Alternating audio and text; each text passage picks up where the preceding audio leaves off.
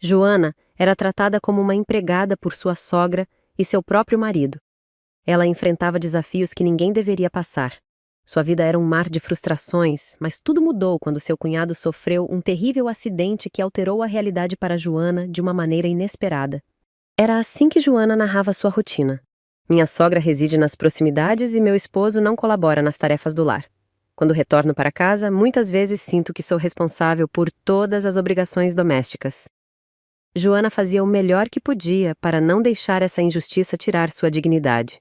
Joana descreveu: "Hoje estou auxiliando meu cunhado no hospital. Meu dia de folga foi interrompido pela mãe de meu marido, quando ela me solicitou cedo para prestar esse cuidado. No passado, era comum que me pedissem favores, chegando ao ponto de eu me sentir como se fosse a motorista particular deles."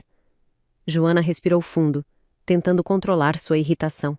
Joana pensou para si mesma: embora eu sinta compaixão pelo meu cunhado Felipe, que é paralítico por uma escolha que ele mesmo fez, a relação entre meu cunhado e minha sogra sempre foi especial. Enquanto meu marido parecia ser largamente ignorado, isso me incomodava e eu sempre desejei apoiar meu marido, pensou Joana, refletindo sobre a situação. Contudo, a dinâmica familiar mudou drasticamente quando o acidente deixou Felipe em uma cadeira de rodas. Honestamente, na época, desejei que ele se mudasse de casa, já que minha sogra fazia comentários desagradáveis sobre sua situação e o considerava uma vergonha para a família, continuou Joana. Apesar de toda a ajuda que ele já tinha prestado, minha sogra continuava tratando Felipe como um intruso indesejado, o que era extremamente cruel, pensou Joana, mal conseguindo conter sua raiva. Além disso, meu marido começou a adotar a mesma postura e a fazer comentários desagradáveis, o que tornou a situação de Felipe ainda mais difícil. Isso é especialmente perturbador, considerando que Felipe sempre foi amável com meu marido. Mesmo assim, meu marido fez comentários que só agravaram a situação, seguiu Joana. Durante uma visita a Felipe no hospital, meu marido chegou ao ponto de dizer: "Felipe, quando sair do hospital, talvez seja melhor procurar outro lugar para morar." Essas palavras assustaram Joana, já que só será um incômodo para minha mãe. Afinal, você se tornou uma pessoa incapacitada. Essas palavras me deixaram furiosa, Joana falou alto e com ênfase. Eu acabei discutindo com meu marido. Tive que explicar a ele que Felipe havia feito muito por nós. No passado, Felipe nos ajudou de maneira muito generosa, e sua situação atual era apenas o resultado de um infeliz acidente. Portanto, não era apropriado usar palavras tão cruéis com Felipe, especialmente considerando como ele sempre tratou meu marido de maneira diferente. Joana observou a expressão surpresa em seu rosto. Durante todo esse tempo, minha sogra também me tratava de maneira semelhante. Era verbalmente abusiva e me pressionava para realizar tarefas, inclusive me tornando uma espécie de motorista em meus dias de folga, confessou Joana. Ela ainda estava tentando entender por que sua sogra e marido a tratavam desse jeito. Entretanto, mesmo que eu tenha suplicado meu marido, ele não conseguia compreender. Devido à situação de Felipe, a mudança na atitude de minha sogra foi absolutamente radical. De repente, ela passou a priorizar Fernando, explicou Joana. Embora eu pudesse entender até certo ponto os sentimentos de meu marido como seu filho, para mim essa mudança extrema e repentina em sua atitude foi profundamente perturbadora. Eu jamais esperava que meu marido mudasse tão drasticamente, continua Joana. A repentina mudança de atitude dele foi ao mesmo tempo surpreendente e triste. O coração de Joana parecia se estremecer a cada lembrança desse momento.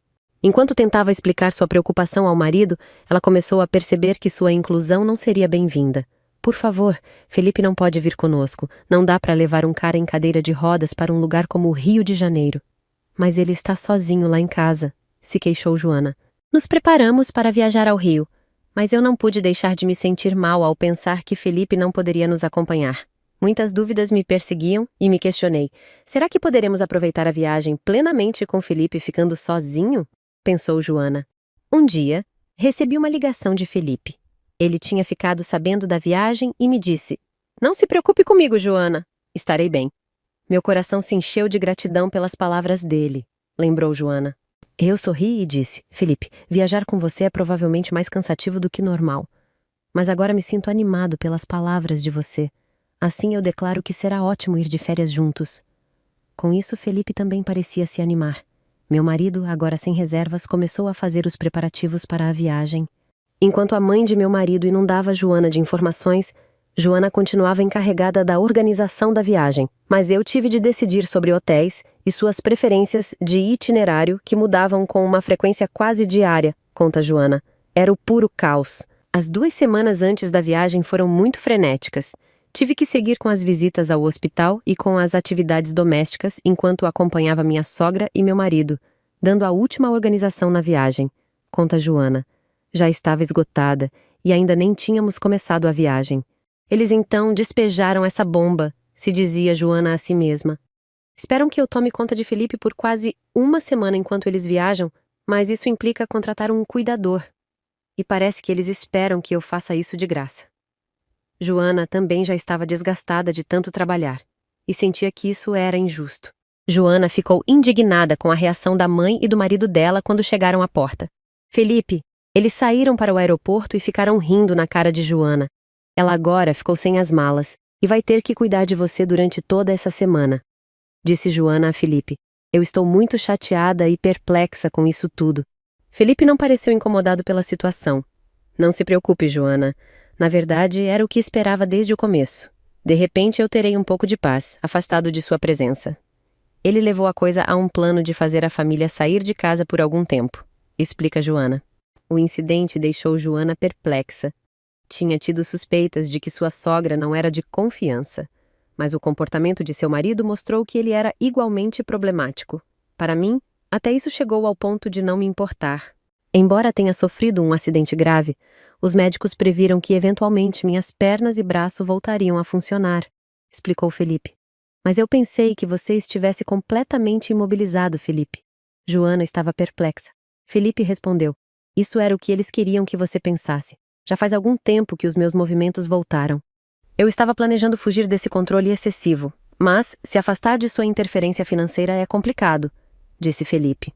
Quando o acidente aconteceu, eu comecei a pensar em maneiras de me afastar da minha mãe sem causar conflitos, explicou. Você tem que entender que minha mãe sempre foi dominante. Elas só demonstram carinho pelos filhos quando eles se encaixam em sua expectativa. Se você está com dificuldades, esqueça, explicou Felipe, olhando fixamente para a cunhada.